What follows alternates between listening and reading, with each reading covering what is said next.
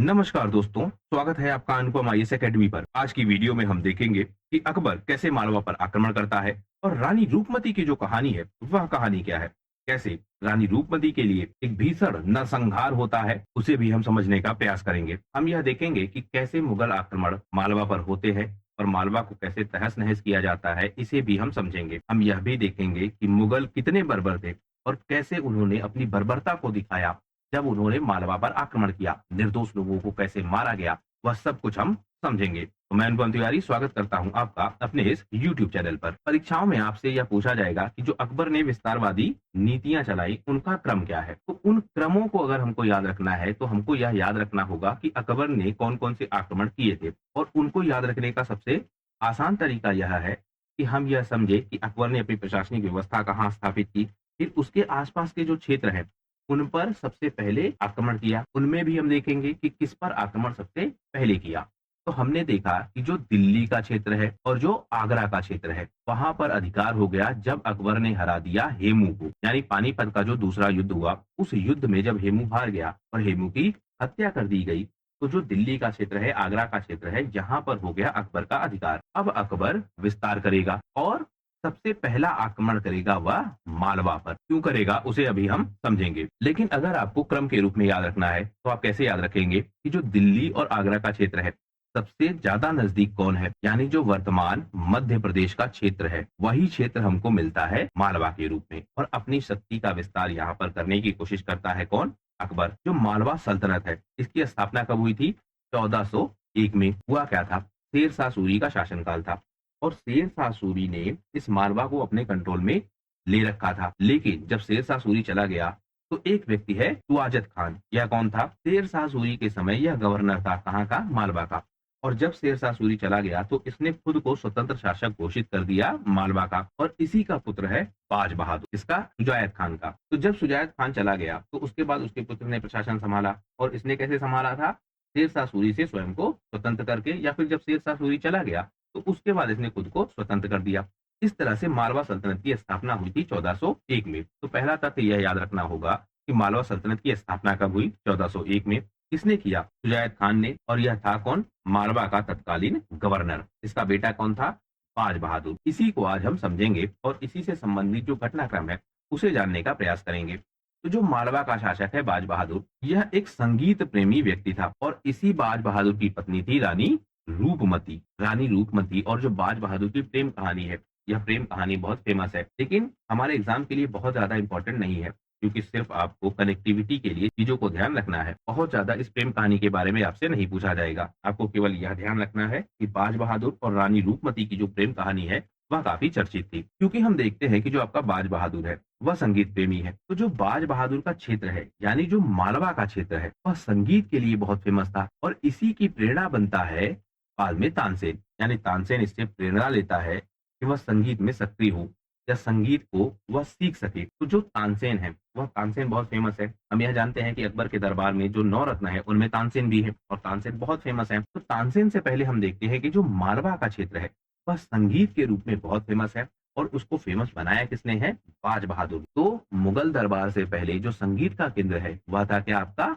मालवा। और तानसेन जैसे जो संगीतज्ञ है, वह भी मालवा से प्रेरणा लेते हैं, मालवा के संगीत को समझने का प्रयास करते हैं। इसी बाज बहादुर की रानी है रूपमती।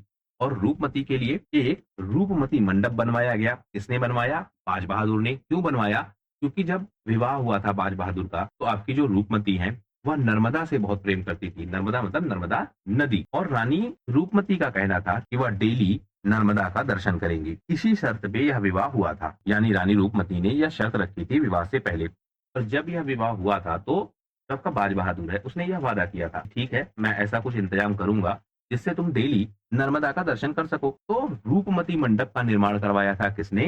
बाज बहादुर ने। कहाँ किया था? मांडू के किले में। क्यों किया था? जिससे जो आपकी रानी रूपमती है, वह पर डे नर्मदा का दर्शन कर सके। यह प्रमुख तथ्य है। अब जो आपका अकबर है, यह मालवा पर आक्रमण क्यों करता है? क्योंकि हमने देखा अकबर ने अपनी प्रशासनिक व्यवस्था स्टेब्लिश कर ली है, बैरम खान ने प्रमुख भूमिका अदा की और अकबर प्रशासक बन चुका है। यानी अकबर बादशाह बन चुका है। अब जो मालवा का क्षेत्र है, वह उससे सटा हुआ क्षेत्र है। और दूसरा, अगर अकबर को विस्तार करना है, तो उसे अपने आसपास के क्षेत्रों पर आक्रमण करना होगा, उसे जीतना होगा। मालवा इसका सबसे अच्छा ऑप्शन था। क्यों था? क्योंकि भौगोलिक रूप से मालवा बहुत इंपॉर्टेंट था। क्यों? अकबर को किधर भी विस्तार करना है, यानी अकबर को आगरा और दिल्ली से अगर आगे बढ़ना है तो उसके पास विकल्प क्या है? वह राजपूतों की ओर जाए, दक्षिण की तरफ जाए या पूर्व की तरफ जाए। 3 ऑप्शन है उसके पास। राजपूतों की तरफ अभी वह जा नहीं सकता है क्योंकि उसकी शक्ति अभी कमजोर है। दक्षिण की तरफ वह जा नहीं सकता क्योंकि बीच में क्या है? मालवा है। जो आपके राजपूत है, इनके बीच भी क्या है? मालवा है। यानी दिल्ली और आगरा के बीच मालवा है और मालवा को जीतने के बाद ही राजपूतों तक जा सकता है। मालवा का जो प्रभाव है वह पूर्व की तरफ भी है, यानी मालवा को जीते बगैर वह पूर्व की तरफ भी आगे नहीं बढ़ सकता है। क्यों? अगर मालवा को जीते बगैर वह पूर्व की तरफ आगे बढ़ गया तो जो मालवा के प्रशासक है वह यह कोशिश कर सकते हैं कि दिल्ली और आगरा पर उनका अधिकार हो जाए। इसलिए जो मालवा का क्षेत्र है उसको जीतना बहुत इंपॉर्टेंट था। दूसरा, जो मुगल खजाना है वह मुगल खजाना भी कमजोर स्थिति में है, यानी अकबर को बहुत सारा धन भी चाहिए जिससे वह अपने क्षेत्र का विस्तार कर सके। पैसे चाहिए साम्राज्यिक व्यवस्था के विस्तार के लिए और मालवा इसका अच्छा विकल्प था। तो भौगोलिक स्थिति जो इसकी है वह बहुत इंपॉर्टेंट है। दूसरा, जो मालवा का क्षेत्र है वह नदियों का क्षेत्र है, यानी यहाँ पर जो कृषि व्यवस्था है वह बहुत अच्छी है और जब कृषि व्यवस्था अच्छी है तो जो टैक्स कलेक्शन है वह भी अच्छा होगा और जब टैक्स कलेक्शन अच्छा होगा तो साम्राज्य कैसा होगा? समृद्ध होगा।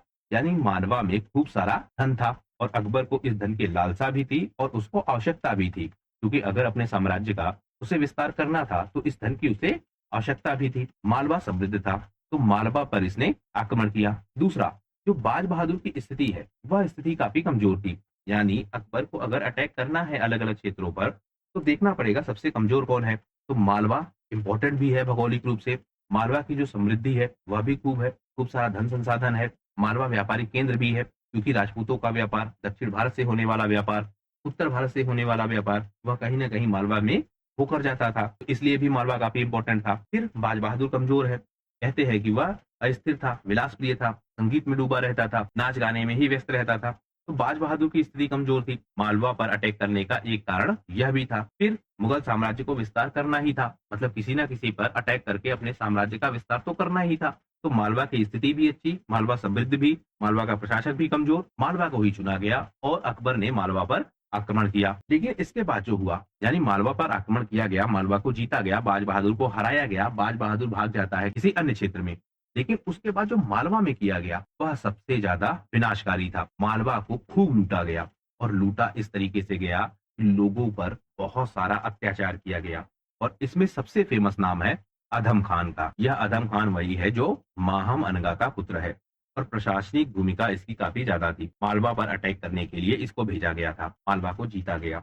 जो आपका बाज बहादुर है वह बाज बहादुर युद्ध को हार जाता है और युद्ध को हारने के बाद वह दक्षिण भारत की तरफ कहीं चला जाता है। लेकिन उसके बाद जो आपका अधम खान है यह मालवा में खूब अत्याचार करता है। यहाँ तक कहते यह है जो लोग आत्मसमर्पण भी कर दे रहे थे उनको भी यह अधम खान मारता है। मतलब इसका प्रयास यह था जितनी भी वहां पर संपत्ति है उस संपत्ति को लूट लिया जाए, जितनी स्त्रियां हैं उन पर अधिकार किया जाए, उन पर अत्याचार किया जाए, जितने पुरुष हैं उनको मार दिया जाए, जो आत्मसमर्पण कर रहे हैं उनको भी मार दिया जाए। घरों से लोगों को खींच खींच कर निकाला गया और यह सब कुछ किया इस अधम खान ने। यह जो आक्रमण हुआ मालवा पर, इसने जो मुगल साम्राज्य है उस मुगल साम्राज्य की मानसिक दशा को दिखा दिया। यानी जो मुगलिया सल्तनत में लोग हैं उनकी मानसिक दशा कैसी है, वह कैसा नियंत्रण चाहते हैं अलग अलग क्षेत्रों पर, उसको दिखा दिया।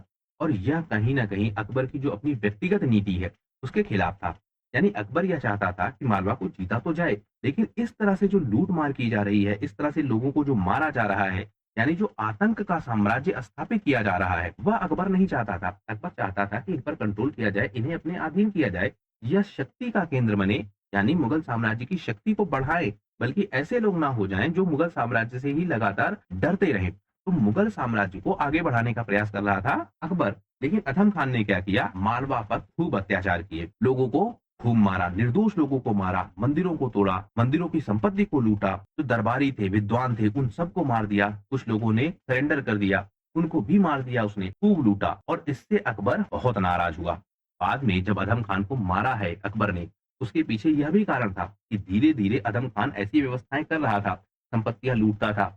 एक तो लूटता गलत तरीके से था, दूसरा लूटने के बाद जो हिस्सा है वह बादशाह को नहीं पहुंचाता था, बड़ा हिस्सा अपने पास रख लेता था। वहां की जो स्त्रियां है जहां पर आक्रमण किया जाता था वहां पर यह खूब अत्याचार करता था। तो इन सारे कारणों से जो अकबर की अपनी नीति है वह नीति डिस्टर्ब हो रही थी, क्योंकि वह तो पूरा कंट्रोल चाहता था और ऐसी प्रशासनिक व्यवस्था स्थापित करना चाह रहा था कहीं न कहीं कि वह उसके सपोर्ट में हो, ना कि उसके अगेंस्ट, यानी जब भी मौका मिले वह उसके विरोध में ना खड़े हो जाएँ। ऐसे प्रशासनिक क्षेत्र वह स्थापित करना चाहता था और अधम खान अत्याचारी था। अधम खान क्षेत्रों को लूटकर, उसकी संपत्ति को लूटकर, लोगों पर अत्याचार करके मुगल साम्राज्य के क्षेत्र को बढ़ा रहा था। इसी कारण से जब अकबर को यह पता लगा कि अधम खान ने ऐसा सब कुछ किया है मालवा के क्षेत्र में, तो इस अधम खान को उसने दिल्ली बुलाया।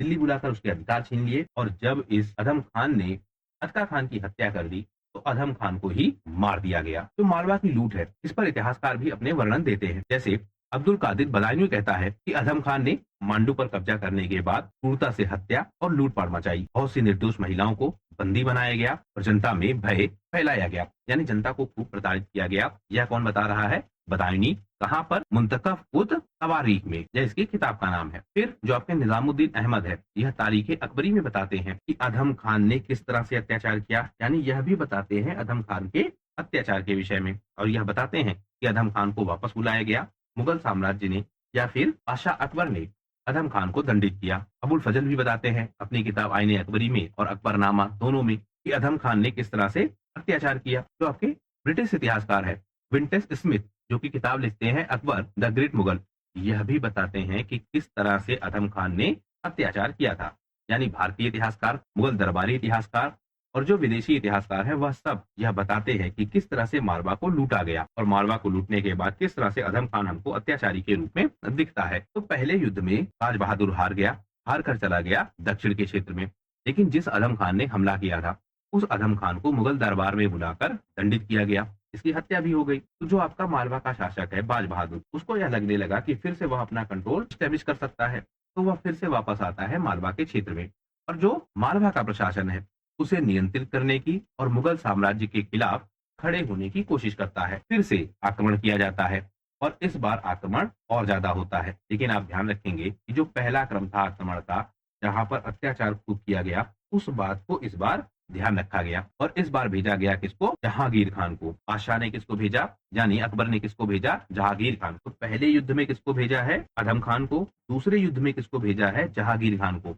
आपको इन तथ्यों को जोड़ के देखते रहना होगा। आपसे पूछा जाएगा, जैसे मैच कराने वाले क्वेश्चन आते हैं कि मालवा पर पहला आक्रमण कौन गया था, मालवा पर दूसरा आक्रमण कौन गया था, इनको मैच कराइए। जब टफ क्वेश्चन बनाने होंगे तो आपने समझा कि जब पहला आक्रमण हुआ तो अधम खान को भेजा गया और अधम खान ने किस तरह से अत्याचार किया। जब दूसरा आक्रमण हुआ तो जाहिर सी बात है अधम खान को नहीं भेजा जाएगा। इसलिए पूरी जो कहानी है, उस कहानी को पूरे डिटेल में मैं आपको बता रहा हूँ, जिससे जब भी कोई प्रश्न आए आप आसानी के साथ सिर्फ कहानी को याद करके उस प्रश्न का आंसर कर सकते हैं। यानी कहानी में ही इतने सारे तथ्य होंगे कि आप आसानी के साथ क्वेश्चंस को अटेम्प्ट कर पाएंगे। तो दूसरे आक्रमण में किसको भेजा गया? जहांगीर खान को। इस बार भी बाज बहादुर हार गया और मालवा छोड़कर यानी मांडू छोड़कर भाग गया। मांडू पर फिर से मुगलों का कब्जा हो गया। इसके बाद मालवा को मुगल साम्राज्य में शामिल कर लिया गया। वहां पर एक गवर्नर की नियुक्ति की गई और मुगल साम्राज्य का हिस्सा बन गया मालवा। तो मालवा पर पहला आक्रमण अधम खान ने किया, दूसरा आक्रमण जहांगीर खान ने किया। दूसरे आक्रमण के बाद मालवा अधिकार क्षेत्र में आ गया किसके? मुगलों के। एक घटनाक्रम और है, जो आपकी रानी रूपमती है और जो आपका बाज बहादुर है, इनकी एक समाधि है। कहाँ पर? उज्जैन में। एक यहाँ कंफ्यूजिंग चीज भी है और एक इंपॉर्टेंट फैक्ट भी है। फैक्ट क्या है? आपसे यह पूछा जाएगा कि इनकी समाधि कहाँ है, यह आपको ध्यान रखना होगा। लेकिन जैसा अभी हमने घटनाक्रम देखा कि बाज बहादुर तो भाग गया था, तो इनकी समाधि एक साथ कैसे है, इसे हम समझते हैं। ये जो आपका बाज बहादुर है, यह भाग कर चला गया था खुंडेश या खंडेश नामक स्थान पर। 2 बार यह बाज बहादुर हारा था। कुछ लोग यह कहते हैं कि 1570 के आसपास जो आपका बाज बहादुर है, इसने समर्पण कर दिया इसके सामने, अकबर के सामने। यानी पहले युद्ध के बाद और दूसरे युद्ध के बाद, दोनों युद्धों के बाद यह भागा था, लेकिन बाद में यह सरेंडर कर देता है अकबर के सामने और कहते हैं कि जब इसने सरेंडर किया तो जो रानी रूपमती हैं, उनकी समाधि के पास इसको ले जाया जाता है। यानी रानी रूपमती की पहले ही मृत्यु हो चुकी थी। तो इनकी समाधि कहाँ है रानी रूपमती की? जो सांगरपुर जिला है, उसका एक गांव है सिंगजपुर, वहीं पर रानी रूपमती की समाधि है। और कहते यह है कि जब बाज बहादुर ने सरेंडर किया तो अकबर इस बाज बहादुर को लेकर उस समाधि पर जाता है और उसी समाधि पर अपना सर पटक कर इस बाज बहादुर ने क्या किया? आत्महत्या कर ली। यह भी तथ्य है। अब इसमें जो इतिहासकार हैं, उनका अलग अलग वर्जन है। कुछ लोग यह कहते हैं कि बाज बहादुर कभी गया ही नहीं, अकबर ने केवल समाधि बना दी अपना प्रभुत्व दिखाने के लिए। कुछ लोग यह कहते हैं कि शायद बाज बहादुर की हत्या की गई और हत्या करने के बाद उसको वहां दफना दिया गया, और दफनाने के बाद यह बात फैलाई गई कि यह बाज बहादुर और रानी रूपमती की समाधि है और बाज बहादुर ने यहाँ आत्महत्या कर ली। कुछ लोग यह भी कहते हैं, यानी एक बड़ा तबका यह कहता है कि बाज बहादुर ने खुद ही वहां पर आत्महत्या की थी। तो तीनों वर्जन मैंने आपको बता दिए। कुल मिलाकर आपको याद यह रखना है कि बाज बहादुर और रानी रूपमती की संयुक्त समाधि है। कहाँ पर है? कांगरपुर जिले में। कांगरपुर जिले में भी कहाँ? सिंगजपुर गांव में। और 1568 के आसपास यह समाधि बनाई गई थी। यानी 1570 में इसने सरेंडर किया है, तो 1568 में समाधि कैसे बनी? यानी पहली बार जो रानी रूपमती है, इनकी समाधि बनाई गई। इनकी समाधि कब बनी? 1568 में, जब इस बाज बहादुर की मृत्यु हो गई। यानी 1570 के आसपास ही इसकी भी मृत्यु हो जाती है। तो जब इसकी मृत्यु हुई, इसको भी यहीं दफनाया गया। कहाँ? इसी संयुक्त समाधि में। इस समाधि को कहते हैं आशिक सादिक और शहीदे वफा। तो यह दो नाम भी आपको ध्यान रखना होगा। यानी यह जो आपकी समाधि है, यह ज्यादा फेमस इसलिए है कि रानी रूपमती और बाज बहादुर को एक साथ दफनाया गया। घटनाक्रम में कई सारे आपको उतार चढ़ाव मिलेंगे, अलग अलग विवरण है। स्थानीय मान्यताओं में इसको क्या कहते हैं? प्रेम का मकबरा। यानी रानी रूपमती और बाज बहादुर की प्रेम स्थली के रूप में यह सबसे ज्यादा फेमस है। तो इस तरह अकबर अपने साम्राज्य का विस्तार करता है और मालवा पर अधिकार करता है।